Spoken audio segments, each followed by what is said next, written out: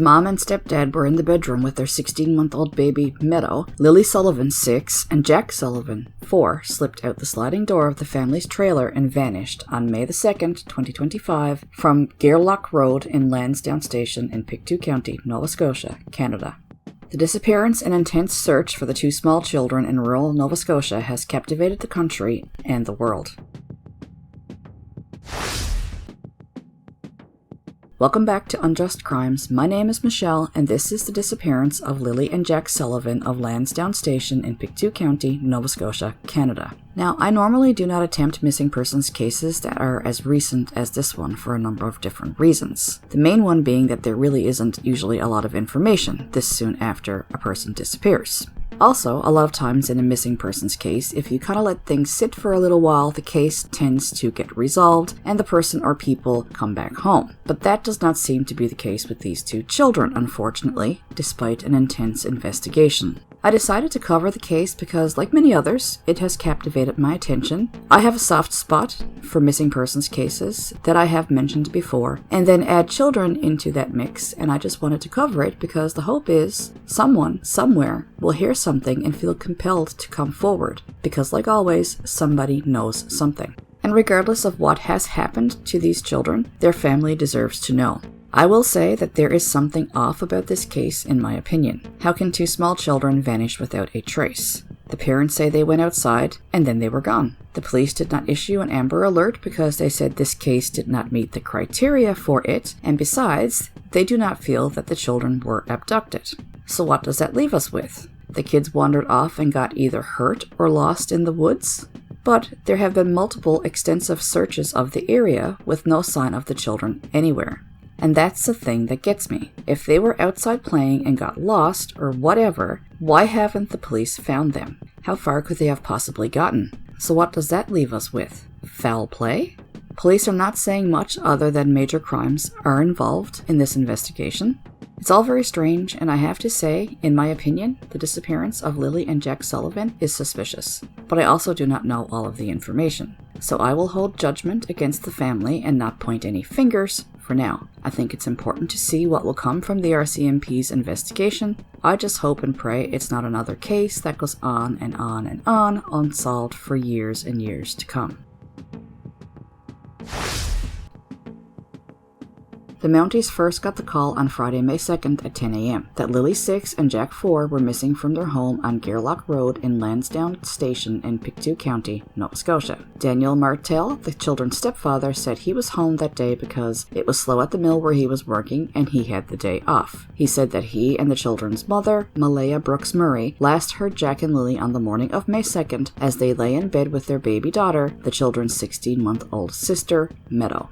When Malaya spoke with CTV News on May the 3rd, she said that when she woke up on Friday, which was May 2nd, the day the kids disappeared, she heard them playing in the next room and she drifted back to sleep. She said they're not typically the type of kids who would go outside on their own. She went on to say that, quote, Lilly came into the room multiple times. I seen her that morning and Jack was out playing in the kitchen, I'm guessing, and they did slide open the back sliding door. It's almost like sound to hear it sliding. They slid it open, the boots were right beside the door, and they proceeded to, I'm guessing, playing outside. They must have got out through the back fence and then they were gone. Daniel said that when he noticed that the 2 children were missing, he immediately jumped in the car and searched neighboring roads, looking in culverts. By the time he returned home, the RCMP were there, having been called by Malaya. Now, Pictou County is a sparsely populated area of roughly 4,300 people, and it is about 30 kilometers or a 22-minute drive from New Glasgow, Nova Scotia. The property the children went missing from is in a very rural area surrounded by dense forests and wildlife. The home borders a heavily wooded area with steep banks and thick brush. Not only is the area surrounded by dense forests, the forests are hard to navigate because there are a lot of trees that are down due to Hurricane Fiona that hit the area in 2022. The area the children lived in is very rural, like I said, with only about 100 people living in their immediate area, and many of these people have been there for generations, and many of them are related to each other. The area does not have cell service, and many of the homes are reportedly in poor condition. Also, not many outsiders come to visit, and tourism is not a big thing here. Early reports said that Lilly was minimally verbal, a fact that would be disputed by their mother the day after they went missing, who reported to CTV News on May the 3rd that both children were verbal, saying, quote, "They're both really happy-go-lucky children. They're so sweet. They talk to anyone. They'll talk your ear off. They will speak to anyone in a store, everyone. They're just extremely sweet kids. They do have possible autism, but it's not extreme autism. It's just they have issues with school and they don't catch up with the other kids." Despite the Nova Scotia RCMP launching a massive search that included ground search and rescue officials, dog teams, drones, and helicopters, and searching 2 lakes, there has been absolutely no sign of the 2 children in the weeks that have followed. The 2 children have simply vanished. I figured maybe the easiest and clearest way to talk about this case would be by going by a timeline, at least for the initial stages of the search and investigation anyways. So between April 29th and May the 2nd, Lilly and Jack attended school at Salt Springs Elementary on April 29th. They had no school on April 30th because it was a PD day, or Professional Development Day, and both kids were home sick on May 1st and May 2nd, which is the day they vanished. Initially, there was a lot of speculation that something happened to the children on May the 1st or early on May the 2nd before they were reported missing to the RCMP. But the RCMP did later report that the children were seen in public with family members on May the 1st, so we know that they were alive then, at least. On Friday, May the 2nd, at 12:25 p.m., the Royal Canadian Mounted Police, or the RCMP, issued a statement notifying the public about the disappearance, asking anyone who may have information to come forward. At the time, police stated their belief that the children had wandered away from their home and there was no evidence of an abduction. On Saturday, May the 3rd, police and volunteers numbering at least 100 searched the area surrounding the siblings' home using ground search, dogs, drones, and helicopters. The children's mother, Malaya Brooks Murray, spoke to CTV News and stated that she was still hopeful for the children to be located, saying, quote, "We just want them home as soon as possible." She further elaborated, saying that the night of May the 2nd was one of the worst nights because I didn't have them in their beds, and I don't want to go another night without them.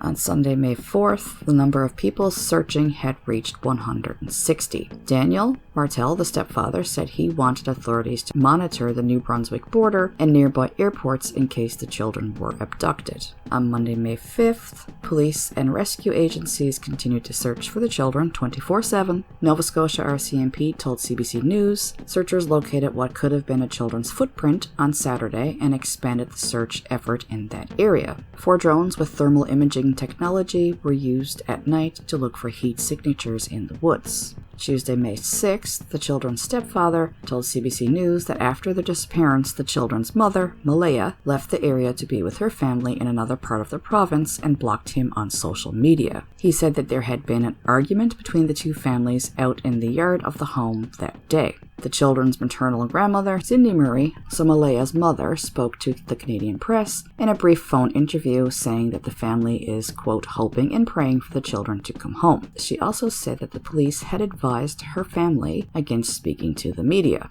On Wednesday, May the 7th, at 2 p.m., Nova Scotia RCMP announced that the search for the missing kids was being scaled back. Staff Sergeant Curtis McKinnon said that there hadn't been any confirmed sightings of the children and it was unlikely that they were alive. He said searchers had covered a heavily wooded 4-square-kilometer area, roughly the size of Halifax's downtown area, and teams would be returning to the areas previously searched. On Thursday, May the 8th, the Nova Scotia RCMP packed up their command center in Lansdowne Station and most searchers left the area. That afternoon, a friend took Daniel to the Children's Protective Services office in Stellarton where he asked to see his daughter, Meadow. Now, I do not know if he was actually able to see the child. According to him, Child Protective Services had taken Meadow in because of everything that happened with the 2 children disappearing, and he did not have access to her. The children's stepfather also told CBC News that he spoke with investigators from the Major Crime Unit at the Stellarton RCMP detachment earlier that week, and he said he willingly handed over his phone to police and investigators have searched his home. He said that he had also asked for a polygraph test, but the RCMP at that time declined to say whether a polygraph would be administered. An RCMP underwater team searched bodies of water in the Lansdowne Station area. Friday, May the 9th, an RCMP underwater team continued to search the bodies of water in Lansdowne Station, but unfortunately they did not find anything. By Thursday, May 15th, Nova Scotia RCMP confirmed again that there had been no evidence to suggest that the children had been abducted. On the weekend of May 17th and 18th, a search resumed in the Lansdowne Station with over 100 searchers scouring areas that had already been covered and expanded into new areas. Again, nothing was found. On May 28th, an RCMP Major Crime Unit representative disclosed that the siblings were confirmed to have been seen in public with family members on May 1st, which was the day before they were reported missing. The location of where they were observed has not been made public by authorities. Regarding this development, the siblings' stepfather, Daniel, told CBC News that the police had retrieved surveillance footage of himself, Malaya, their 1-year-old baby, as well as Jack and Lilly in nearby New Glasgow, but that the precise location of where the footage took place could not be disclosed because it may impact the ongoing investigation. On June the 11th, the Royal Canadian Mounted Police provided an update on the case stating that their intensive approach to the investigation was continuing. The police agency elaborated that the investigation may take longer than they had hoped and that they were considering all possible scenarios and were partnering with agencies across the country. They said that more than 11 Nova Scotia RCMP units were working the case, including the Major Crimes Unit and the Criminal Analysis Services. In the days after the disappearance, Daniel Martel remained at the home, receiving daily updates from the search and rescue officials and speaking to reporters who had descended upon the rural community, whereas the children's mother, Malaya, left the area with their 1-year-old daughter to be with her family in another part of the province. Lilly Sullivan was born on March 22, 2019, and Jack Sullivan was born on October 29, 2020. Lilly is described as having shoulder-length light brown hair with bangs. She might be wearing a pink sweater, pink pants, and pink boots, and she also was possibly carrying a white backpack with strawberries on it. Jack has short blonde hair and was wearing blue dinosaur boots. Their stepfather, Daniel Martel, said that he had not seen Jack that Friday morning, but believed that he was wearing a brown shirt and pants with a pull-up diaper underneath. Fuck, that hit me hard. A kid still in pull-ups. Man, that's rough stuff. Lilly and Jack lived with their mother, Malaya Brooks Murray, and their stepfather, Daniel Martel, at the time of their disappearance. They had a 16-month-old baby sister named Meadow, who was Malaya and Daniel's child. The children's biological father, Cody Sullivan, had no contact with them. The children's paternal grandmother, Belinda Gray, told CBC that her son, Cody Sullivan, was in a relationship with the children's mother, Malaya, for about 3 years. Quote, "I thought they were the picture-perfect family. Then Malaya started to tell me that they were having problems and she wasn't happy. Malaya decided to end the relationship and Sullivan chose to walk away from the children. When Malaya petitioned the court for sole custody, quote, when she did that, he said that he was done. He just didn't want no part of it. And he hadn't seen the kids for 3 years. The children are members of the Sipa-Nakatik First Nation, which is the second largest Mi'kmaq community in Nova Scotia, and I am sure that I pronounced that name wrong. Daniel told the CBC that Jack loved bugs and dinosaurs, while Lilly was into girly things, but would follow Jack anywhere. Quote, "They're like best friends, not just brother and sister." Daniel and Malaya had been together for 3 years, even though she, like I had mentioned, left after the children disappeared and moved to a different part of the province. Daniel told Global News that his family was the only ones that were left at the search site. And as I have mentioned, when Malaya was reached by phone, she said that she was advised by the RCMP not to speak with the media any further. So the investigation into the disappearance of Lilly and Jack included searches of 8.5 square kilometers surrounding the children's home, including wooded areas, the family home, mine shafts, wells, septic systems, and lakes. All that was found in the searches was a boot print that could have belonged to a child and a piece of a blanket that may belong to Lilly. Apparently both the footprint and the blanket were found on Lansdowne Road in the area of a pipeline trail just over a kilometer from the children's home. The investigation includes over 11 specialized RCMP units, including the Northeast Nova Scotia Major Crime Unit, which is taking the lead on this investigation, and they are also getting help from officers in New Brunswick and Ontario. The National Centre of Missing Persons, Canadian Centre for Child Protection, and provincial and municipal agencies are also assisting in this investigation. Again, police have said that they do not believe that the children were abducted, but they have not ruled out that the case is suspicious. The RCMP have collected 5,000 hours of video from the area surrounding Lansdowne Station and have confirmed that Lilly and Jack were seen in public the day before they vanished. Investigators have been granted numerous judicial authorizations to seize and examine materials and devices that may prove useful in the investigation. Formal interviews have been conducted with over 60 people, some of whom have taken polygraph tests. Over 600 tips have come into the RCMP from the public, but as per usual, details in this investigation are slim, as I will add, so they should be. On May the 8th, spokesperson Alison Gerard wrote in an email, quote, "To ensure the integrity of the investigation, no further details will be released at this time. And true to form, only a few details have come out since." On Monday, May 12th, Nova Scotia RCMP spokesperson Corporal Guy Tremblay told Global News they have nothing new to add regarding the case. Quote, "I know everyone's affected by it, and investigators continue their hard work. Right now, I can't provide any additional details, as I don't want to jeopardize the investigation, but as soon as we have an update, we will provide information to the public." He went on to say that it's quite rare for two children to go missing at the same time, and that investigations like this take a long time. He also repeated the fact that every missing persons investigation is considered suspicious until they have reason to believe otherwise.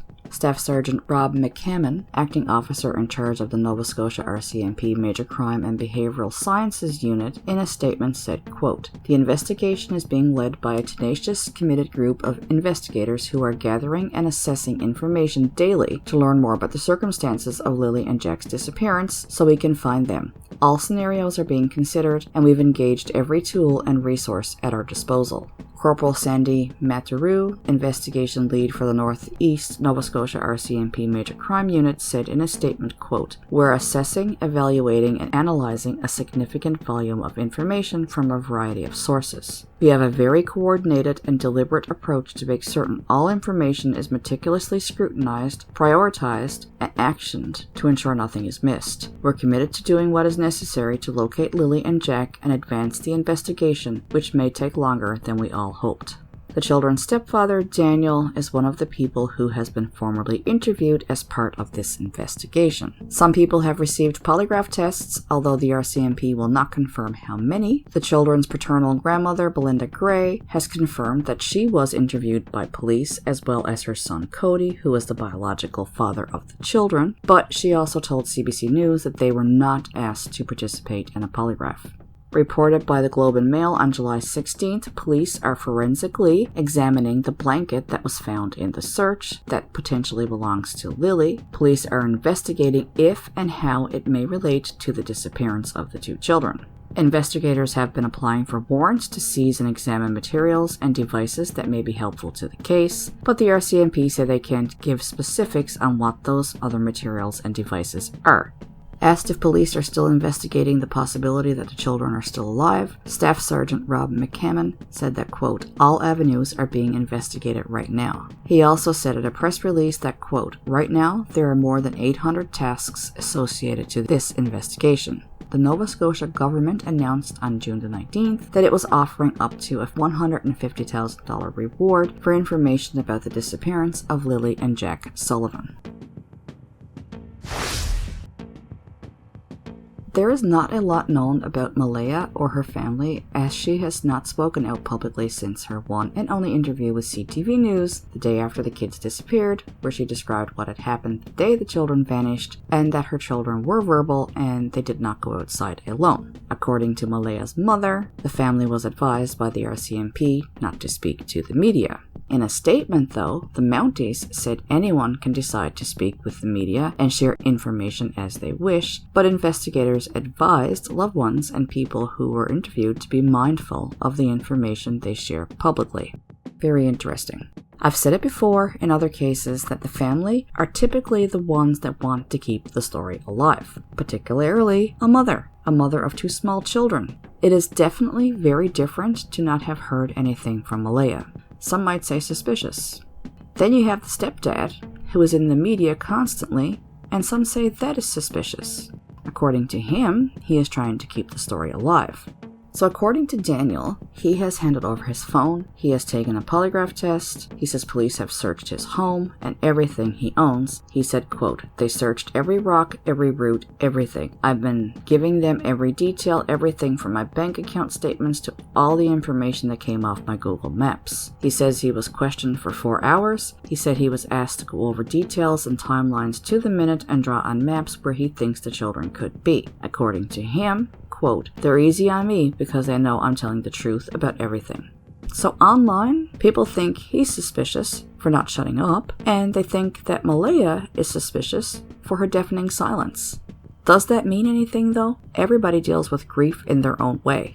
I will say I do feel that something is not right with this story, but that being said, we do not know everything because that's the way the RCMP wants it to be. So maybe hold back on jumping on the parents killed them bandwagon and see what weeds itself out of the investigation.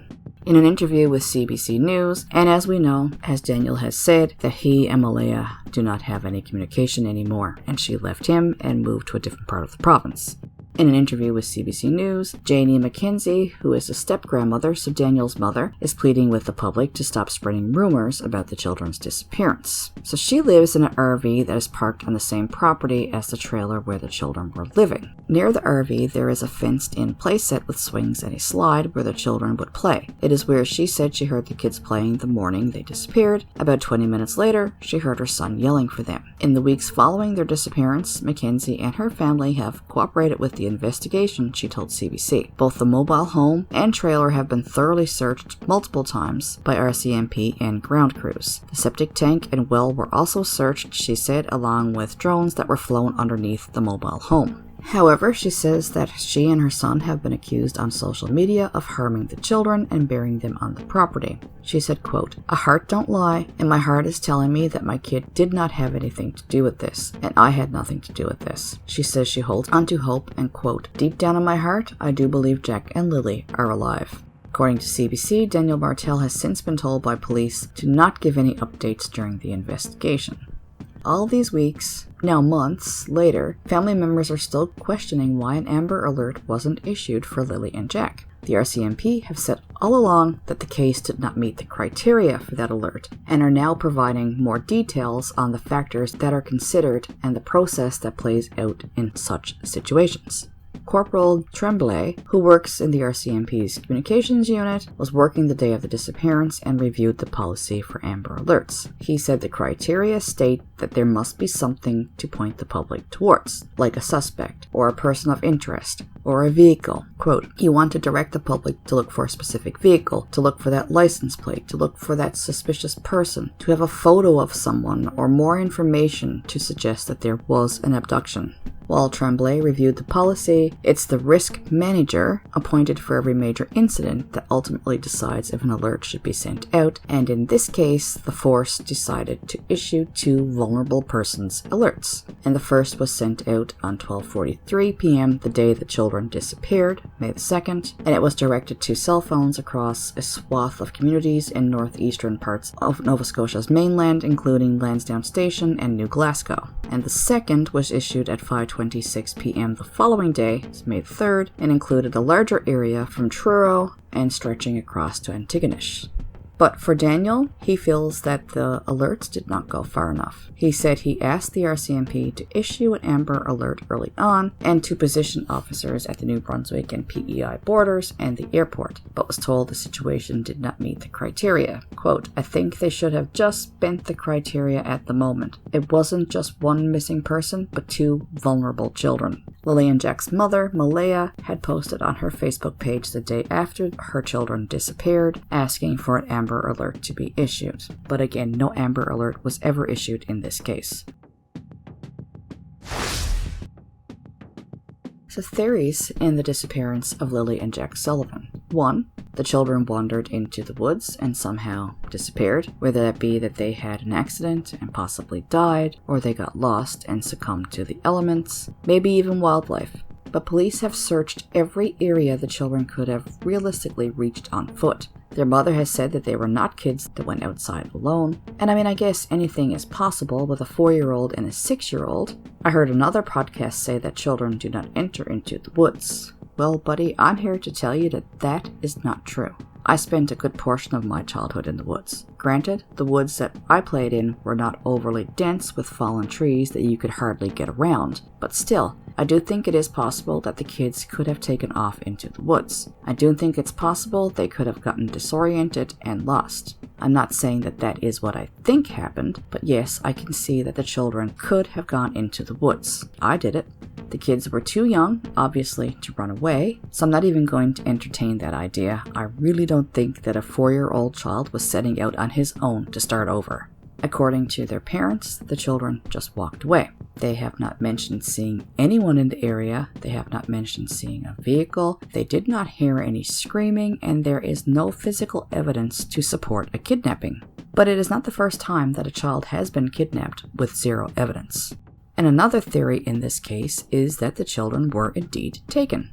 But if it was a stranger that took them, how would they even know that they were there? I mean, they were in their own yard in an extremely rural location. I mean, yes, technically it is possible that a creep happened to see them and took them, but statistically it's unlikely. I mean, what are the chances that a kidnapper happened to be driving by in a rural area, see 2 kids, and say to himself, I'm going to snatch them both now? And it was 2 kids, not 1.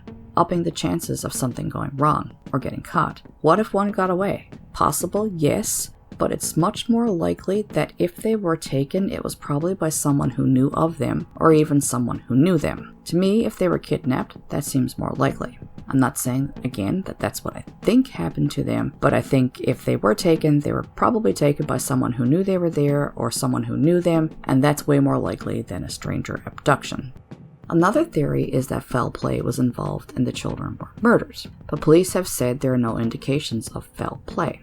Jim Hoskins, a retired Halifax regional police officer and former major crimes staff sergeant, who is not working on this case, by the way, says that, quote, if the police are giving polygraphs, then they want to see if people's statements are truthful as far as they can interpret it from the polygraph. But to me, it's a criminal investigation, and that's how I interpret this right now. He says that he knows there's a lot of behind-the-scenes work going on in this case. He says investigators will be going, quote, on the balance of probabilities and consider the fact that multiple searches of the heavily wooded area around the home have not turned up evidence. If you can't find them, somebody has to say enough is enough right now for searching those areas. So now we move to where there's only one other option, a nefarious take to this, in other words, a criminal type thing.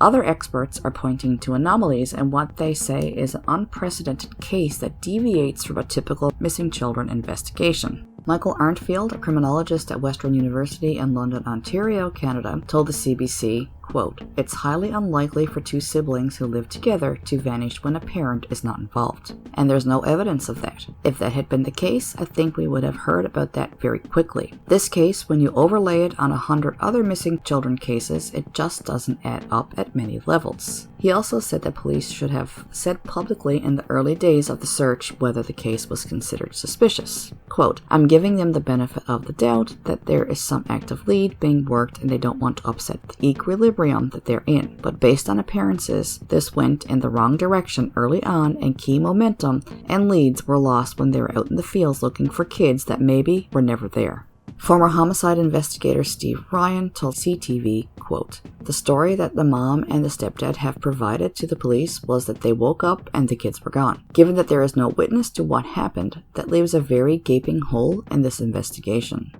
Michelle Genus, an associate professor in the Criminal Justice Department at the University of Louisiana in Lafayette in the United States, said that the facts of the case and apparent lack of evidence makes it an anomaly. Quote, it doesn't meet a lot of the normal criteria for what we would see for these types of cases. Usually there is evidence in some way that would suggest something nefarious has happened. It mirrors those adult missing persons cases where we call it quiet disappearances. There's no evidence. A few details stand out to her as unusual, though, including the fact that the children were absent from school that week. Now, the children's stepfather, Daniel, had told CBC that they were not in school the Thursday or Friday because they were sick, and they weren't in school the previous Wednesday because it was a PD day at the school. Quote, it could just be incredibly bad timing that they had 48 hours unaccounted for before the disappearance, but that's just one of the things that stands out in my head, said Michelle Genus. At the time that she said this, we did not realize that the children actually had been spotted on May the 1st, the day before they vanished. That would not come out for a few more weeks. Genius also said that she believes the police should be considering whether a person played a part. In a stereotypical kidnapping by a stranger, the offender doesn't usually target a specific child or children. They create a plan and whoever is in the environment at the time falls victim. Quote, "It doesn't seem like that would be the case here because what we know is they were in their backyard in a rural community. So it's not like they were walking to school or to the gas station or something where it can be an easy snatch situation. So if it was a stereotypical stranger kidnapping, it would have had to been somebody who said, 'I want those kids in particular.'" Police have declined to provide more information about why they believe the children were not abducted, leading us to conclude that this is not the theory that they are pursuing, and we do not know why, but they have their reasons.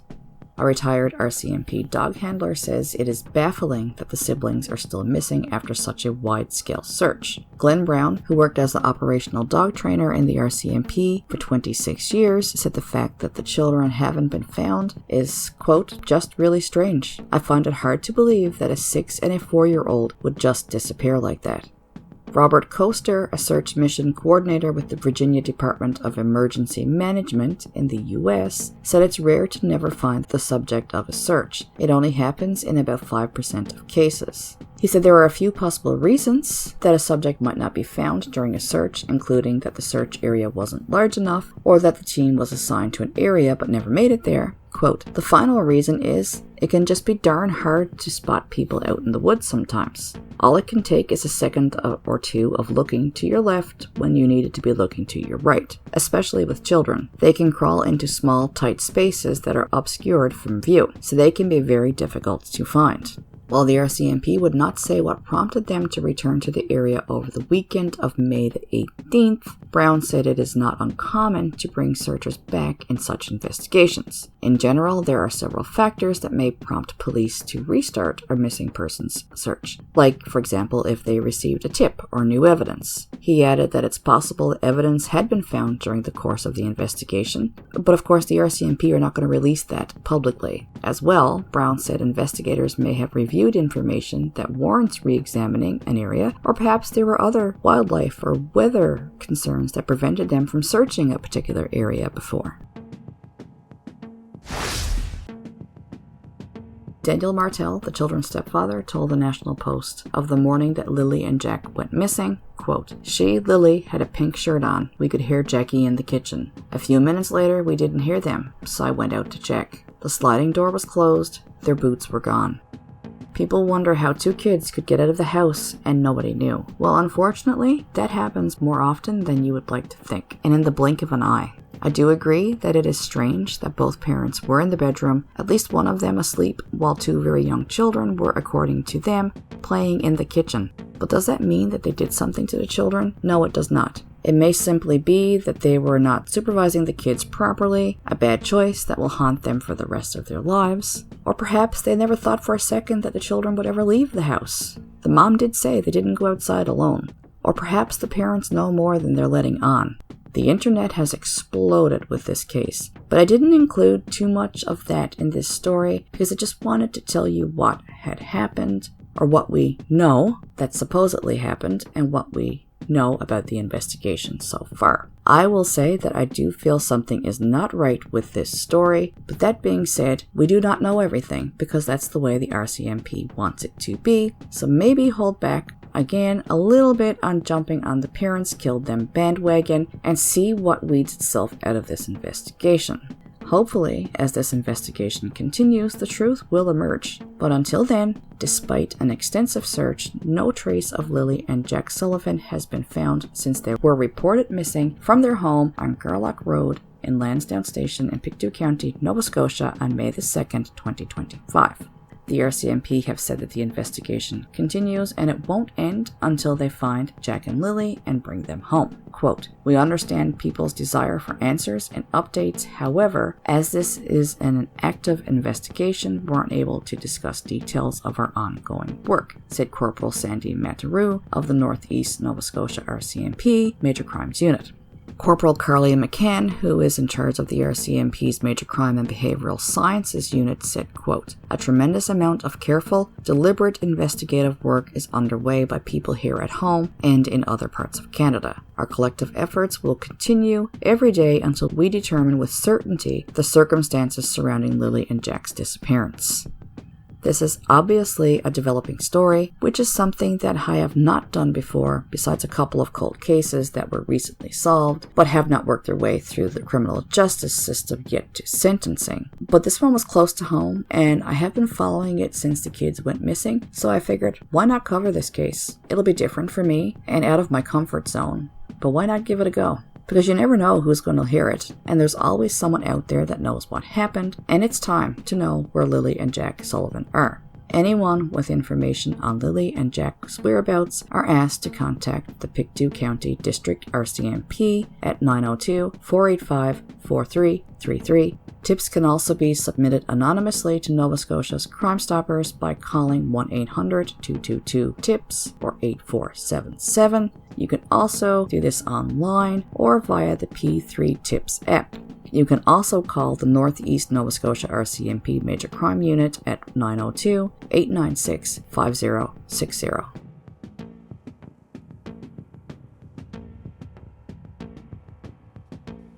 Thank you for all the support. It truly is appreciated. It still surprises me that anybody would want to support Unjust Crimes. But for anybody that would like to do that and help support the podcast, I have added a PayPal link to my YouTube page. And again, it is truly appreciated. These stories do take a lot of time to put together. You can follow Unjust Crimes on Facebook and Instagram, and I will put those links in the description to this video. Please do give this video a thumbs up and subscribe to my channel. And until next time, thank you for your time and stay safe out there.